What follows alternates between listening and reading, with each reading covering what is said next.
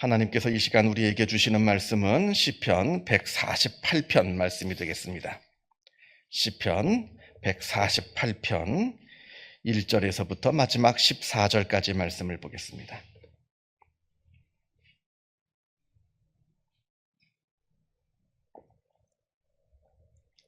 시편 148편 1절에서부터 14절까지 말씀 같이 한 목소리로 읽겠습니다. 할렐루야. 하늘에서 여호와를 찬양하며 높은 데서 그를 찬양할지어다. 그의 모든 천사여 찬양하며 모든 군대여 그를 찬양할지어다. 해와 달아 그를 찬양하며 밝은 별들아 다 그를 찬양할지어다. 하늘의 하늘도 그를 찬양하며 하늘 위에 있는 물들도 그를 찬양할지어다. 그것들이 여호와의 이름을 찬양함은 그가 명령하심으로 지음을 받았음이로다. 그가 또 그것들을 영원히 세우시고 패하지 못할 명령을 정하셨도다. 너희 용들과 바다여 땅에서 여호와를 찬양하라. 불과 우박과 눈과 안개와 그의 말씀을 따르는 광풍이며 산들과 모든 작은 산과 과수와 모든 백향목이며 짐승과 모든 가축과 기는 것과 나는 새며 세상의 왕들과 모든 백성들과 고관들과 땅의 모든 재판관들이며 총각과 처녀와 노인과 아이들아 여호와의 이름을 찬양할지어다. 그의 이름이 홀로 높으시며 그의 영광이 땅과 하늘 위에 뛰어나심이로다. 그가 그의 백성의 뿔을 높이셨으니 그는 모든 성도 곧 그를 가까이 하는 백성 이스라엘의 자손의 찬양받을 이시로다. 할렐루야. 아멘. 오늘도 찬양시입니다. 시편 146편부터 마지막 150편까지 5편의 할렐루야로 시작해서 할렐루야로 끝이 나는 찬양시를 우리가 쭉 보고 있는데 오늘 우리가 같이 읽은 148편도 찬양시입니다. 특별히 오늘 시편 148편은 온 우주의 피조물들 모두가, 온 우주에 있는 모든 피조물들 모두가 여호와 하나님을 찬양해야 된다. 그러면서 그들에게 찬양하라, 하나님을 찬양하라 명령하는 그러한 시입니다. 1절 말씀을 보면 할렐루야. 하늘에서 여호와를 찬양하며 높은 데서 그를 찬양할지어다 이렇게 말하고, 또 2절을 보면 그의 모든 천사여 찬양하며 모든 군대여 그를 찬양할지어다 이렇게 노래합니다. 그러니까 온 하늘 높은 데 있는, 아주 저 높은 곳에 있는 모든 이 우주에 있는 존재들이여 하나님을 찬양하다 하라. 그리고 이 물질 세계에 있는 존재들뿐만 아니라 영적인 존재인 하나님의 천사들, 하나님의 군대들, 너희들도 하나님을 찬양하라. 얼마나 하나님을 찬양하고 싶었으면 온 우주야, 그리고 영적인 너희 천사들과 하나님의 군대야, 너희들도 다 하나님을 찬양하라. 이 얘기는 자기는 쏙 빠지고 남들만 찬양하라는 얘기가 아닙니다. 내가 지금 하나님을 찬양하고 싶은데 내 찬양이 내 마음에 충족되지가 않아요. 아마 여러분들도 그런 경험들이 있을 겁니다. 너무 기쁜데 그 기쁨이 말로 표현이 안 되고, 너무 하나님께 감사하고 싶은데 그 감사가 표현이 안 되고, 하나님께 내가 굉장히 많은 것을 쏟아내고 싶은데 그게 내 말로 표현이 안 됩니다. 그 답답함이 있을 거예요. 그 거룩한 답답함. 지금 이 시편 기자가 누군지는 모르겠습니다만 지금 중요한 건 내가 하나님을 찬양하는 거죠. 내가 하나님을 찬양하는데 지금 내 찬양이 그냥 또 답답해요. 더 크게, 더 아주 아름답게 하나님을 찬양하고 싶은데 어떻게 내가 알고 있는 이 말로 표현이 안 되니까, 하늘에 있는 모든 우주에 있는 존재들아, 그리고 이 물질 세계에 있는 이 존재들뿐만 아니라 영적인 이 천사들과 하나님의 군대들아, 너희들도 나와 함께 하나님을 찬양하자. 이렇게 이제 하나님께, 그러니까 이 온 피조물들에게 지금 노래하고 있는 겁니다. 그러면서 하나님께 찬양을 하고 있는 거죠. 3절을 보면 해와 달과 별들도 하나님을 찬양하라 이야기합니다. 그러니까 온 우주, 자기가 알고 있는 모든 세계, 지금이야 이제 천체망원경이 있고 인공위성이 우주로 날아가서 우주가 얼마나 큰지를 우리가 아직도 모릅니다만 이때보다 훨씬 더 많이 알죠. 근데 이 사람들은 다 적어도 이런 망원경조차도 없고 그냥 육안으로 볼 수 있는 세계가 전부입니다. 그러니까 이분이 볼 수 있는 육안의 세계, 해와 달과 별들, 그리고 마음속에 영적으로 알고 있는 이 영적인 존재들, 모두를, 내가 알고 있는 모든 존재들아 다 함께 하나님을 찬양하자, 이렇게 이야기하고 있는 겁니다. 4절 봅니다. 하늘의 하늘도 그를 찬양하며 하늘 위에 있는 물들도 그를 찬양할지어다 했는데, 이 당시 사람들이 이제 우주를 어떻게 생각하고 있는지 이제 알고, 이걸 보면서 좀 우리가 추측을 할 수가 있습니다. 이 당시 사람들은 하늘이 여러 겹으로 되어 있는 줄 알았어요. 1층 천, 2층 천, 3층 천, 4층 천, 이렇게 여러 겹, 우주는 이렇게 여러 겹으로 되어 있고, 그리고 하늘 위에 물이 있다고 생각을 했습니다. 아마 모르긴 몰라도 하늘을 보면 하늘이 파랗잖아요. 그게 아마 하늘 위에 또 물이 있다, 이렇게 생각을 했던 것 같아요. 이분들이 뭐 이걸 과학적으로 이게 뭐 맞냐 틀리냐, 뭐 우리도 지금 현재 뭐 과학을 전부 다 알고 있는 건 아닙니다만, 이 문제를 뭐 과학으로 뭐 우리가 정확하게 아느냐 모르느냐, 성경은 이 지동설이 아니라 천동설이라 되어 있는데, 꼭 그렇게 되어 있지는 않지만 그런 것처럼 되어 있는데, 성경이 과학으로 맞냐 틀리냐, 그게 중요한 게 아닙니다. 지금 이 시편 기자, 이분이 이 당시 지금으로부터 뭐 2000년이 훨씬 지난 전의 사람인데, 그 당시 자기가 살고 있는 그 세계 안에서 자기가 할 수 있는 최고의 찬양을 지금 하나님께 하고 있는 게 중요한 것이지, 이게 지금의 과학의 입장에서 맞냐 틀리냐, 하늘 위에 무슨 물이 있냐, 이렇게 따져 들어가면 그건 하나님을 믿을 수가 없는 겁니다. 자, 어쨌든 이분은 지금 모든 자기가 알고 있는 모든 세계에 있는 피조물들에게 우리가 하나님을 찬양해야 된다, 나와 함께 하나님을 찬양하자, 지금 같이 이야기를 하고 있는 겁니다. 그러면서 이제 왜 이렇게 온 우주가, 자기도 뿐만 아니라 뭐 온 우주가, 하늘의 천사조차도 하나님을 찬양해야 되는가, 그 이유가 5절에 나옵니다. 5절을 보면, 그것들이 여호와의 이름을 찬양함은 그가 명령하심으로 지음을 받았음이로다. 왜냐하면 이 온 우주가 하나님으로부터 지음받은 하나님의 피조물이기 때문에 하나님을 찬양해야 된다는 겁니다. 다른 이유가 없어요. 물론 다른 이유가 많죠. 하나님께서 나를 사랑하시고 나에게 복을 주시고 나를 인도해 주시고, 그렇지만 그건 다 나중 문제고, 우리가 하나님을 찬양해야 되는 제일 이유가, 제일 우선되는 이유가 뭐냐? 하나님은 나를 지으신 분이시기 때문에 그렇다는 겁니다. 내가 하나님으로부터 지음받은 존재이다. 사람이 자기를 낳아주신 부모님을 기억하고 감사하듯이, 나를 만들어주시고 나를 존재하게 해주신 창조주 하나님을 우리가 기억하고 찬양하는 것은 아주 당연한 것이고 아주 마땅한 것이다.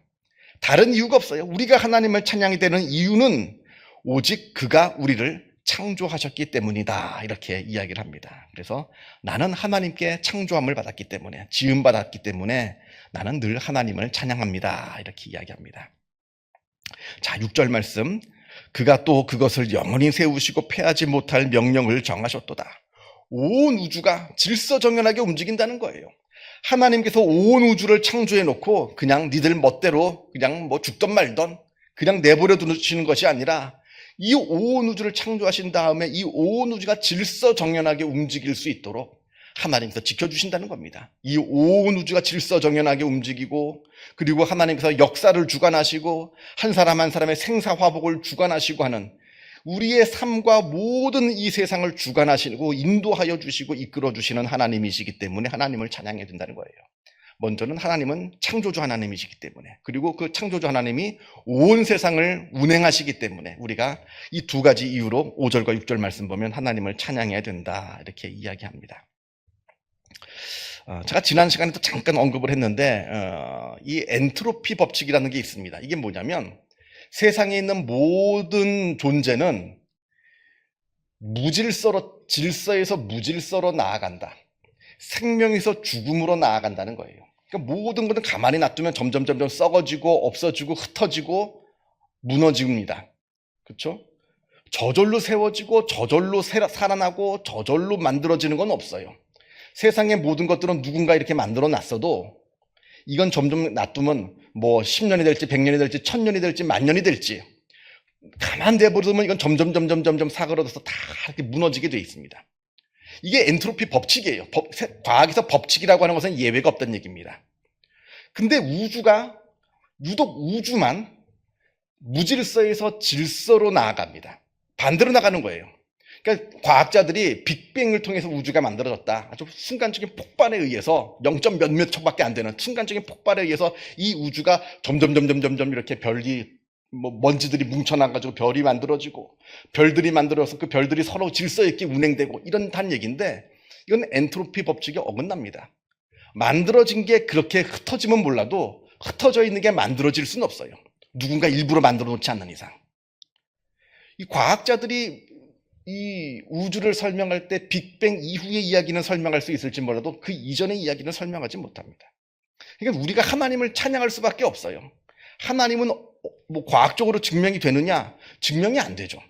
과학적으로 증명이 안 된다고 하나님이 없느냐? 아니라는 겁니다. 이 우주를 보면 알 수가 있다는 거예요. 온 우주를 다스리시는 하나님, 역사를 주관하시고 내 생사화복을 다스리시는 하나님. 그래서 하나님의 존재는 설명되는 게 아닙니다. 고백되는 거죠. 내가 고백하는 거예요. 내가 경험하고 내 삶 속에서 내가 경험한 하나님은 고백하는 존재이지 하나님을 설명할 수 있는 인간은 아무도 없습니다. 그래서 지금 6절까지 쭉 보면 이 시편 기자가 온 우주를 보면서 하나님을 경험하면서 우리가 이 하나님을 찬양하고 노래하자 이렇게 이야기하고 있는 겁니다. 그래서 7절부터 다시 모든 피조물들에게 하나님을 찬양하라고 지금 명령을 내리는데 이번엔 땅에 있는 피조물들한테 명령을 내립니다. 7절 너희 용들아 바다여 땅에서 여호와를 찬양하라 하는데 여기서 용이라고 하는 것은 상상의 동물이 아니라 바닷속에 있는 큰 동물들, 예를 들면 뭐 고래 같은 거겠죠. 뭐 상어, 엄청나게 바닷속에 있는 큰 동물들을 그냥 용이라고 표현을 한 겁니다. 이 바닷속에 있는 큰 동물들아 너희처럼 힘도 세고 무서울 거 없는 동물이지만 그러나 하나님을 찬양하자 이렇게 이야기합니다. 그리고 이제 8절 말씀을 보면 불과 우박과 눈과 안개 그리고 광풍, 이 세상에서 벌어지고 있는 이 모든 자연현상들 하나님을 찬양하라는 겁니다. 이게 다 하나님께서 하시는 일이라는 거예요. 9절 말씀에 산들, 뭐 모든 나무들 다 너희들 하나님을 찬양하라 이야기합니다. 10절에는 모든 짐승, 가축들, 기는 동물들, 새들, 그냥 벌레같이 아무 생각 없어 보이는 그 미물들한테도 너희들도 하나님께서 지으셨으니까 하나님을 찬양하자 합니다. 그 미물들한테도 지금 이야기하는 겁니다. 너희들도 나랑 같이 하나님을 찬양하자. 바다에 있는 것, 땅에 있는 것, 온 우주에 있는 것 다 하나님께서 지으심을 받은 피조물들이니까 다 하나님을 우리 다 함께 모여서 하나님을 찬양하자 이렇게 노래하고 있는 겁니다. 얼마나 하나님을 찬양하고 싶었으면 그러겠어요. 좀 내 하나의 목소리 가지고는 이게 너무나 성이 안 차니까 우리 온 모든 피조물들아 다 하나님을 찬양하자. 11절부터는 우리 인간들한테 명령을 합니다. 제일 중요한 건 인간들이죠. 11절 세상의 왕들과 모든 백성들과 고관들과 땅의 모든 재판관들이며 이렇게 되어 있는데 세상의 지위가 높은 사람들, 뭐 그냥 떵떵거리면서 말 한마디면 모든 것이 세상이 바뀌고 말 한마디면 모든 걸 할 수 있는 너희들도 자아도취에 빠지지 말고 너희들도 아무리 권력이 있고 재물이 있고 뭐 아무리 대단한 사람이라 할지라도 너희들도 결국엔 죽는 인간이니 하나님께서 지으신 존재이니 하나님을 너희들도 찬양해야 된다는 겁니다. 근데 세상 많은 사람들이 그렇게 안 하죠. 하나님을 기억하기보다는 자기 자신을 믿어라 뭐 이런 얘기하고 있죠. 안 된다는 겁니다. 너희들도 하나님을 찬양해야 된다. 이거는 단순히 뭐 권력을 가지고 있고 부자이고 그런 사람들만 아니라 뭐 사회적인 지위와 상관없이 모든 사람들이 다 하나님을 찬양해야 된다. 지금 그 이야기고요.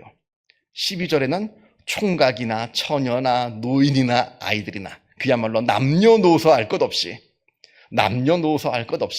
다 하나님을 찬양하라. 지금 이렇게 명령합니다. 그러면서 13절하고 14절은 다시 하나님께서는 왜 이토록 찬양을 받으셔야 되는가? 우리가 하나님을 찬양해야 되는 이유가 무엇인가가 이제 13절과 14절에 나오는데 그건 하나님의 이름이 높으신 이름이기 때문에 그러하다 이렇게 말합니다. 그리고 하나님의 영광이 온 하늘과 땅에 드리워져 있기 때문에 그러하다 합니다. 그리고 하나님께서 그의 백성들의 뿔을 높이셨기 때문이다 합니다. 뿔이라고 하는 것은 성경에서 뿔은 힘을 상징하거든요. 하나님께서 그의 백성의 뿔을 높이셨다는 것은 하나님께서 하나님의 백성들에게 능력을 주시고 하나님의 백성들을 지켜주시고 인도하여 주시고 그랬다는 뜻입니다. 그러니까 하나님은 온 우주를 창조하시고 세상을 운행하시고 특별히 하나님의 백성들을 사랑하셔서 그들을 지켜주시고 인도하여 주시는 좋으신 하나님이시기 때문에 우리가 하나님을 찬양해야 된다 이렇게 이야기를 합니다.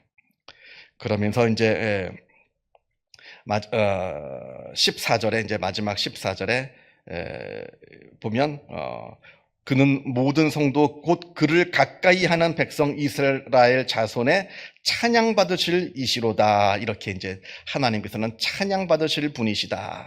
이렇게 이야기를 합니다. 그래서 할렐루야 하면서 끝이 나는데, 할렐루야로 시작해서 할렐루야로 끝이 나는 그 또한 또 다른 이 찬양시를 우리 같이 보았습니다. 세상에는 별일이 많죠. 그죠?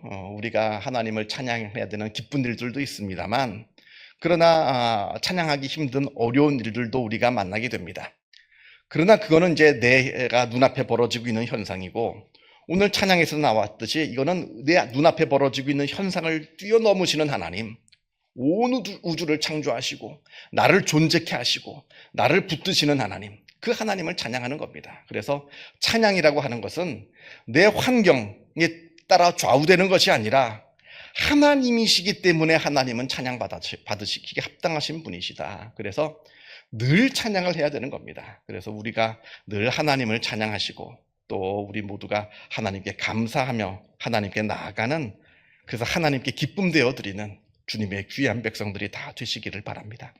기도하겠습니다. 하늘에 계신 우리 아버지, 아버지의 이름을 거룩하게 하시며 아버지의 나라가 오게 하시며 아버지의 뜻이 하늘에서와 같이 땅에서도 이루어지게 하소서. 오늘 우리에게 일용할 양식을 주시고 우리가 우리에게 잘못한 사람을 용서하여 준 것 같이 우리 죄를 용서하여 주시고 우리를 시험에 빠지지 않게 하시고 악에서 구하소서. 나라와 권능과 영광이 영원히 아버지의 것입니다. 아멘. 자유롭게 기도하시기 바랍니다.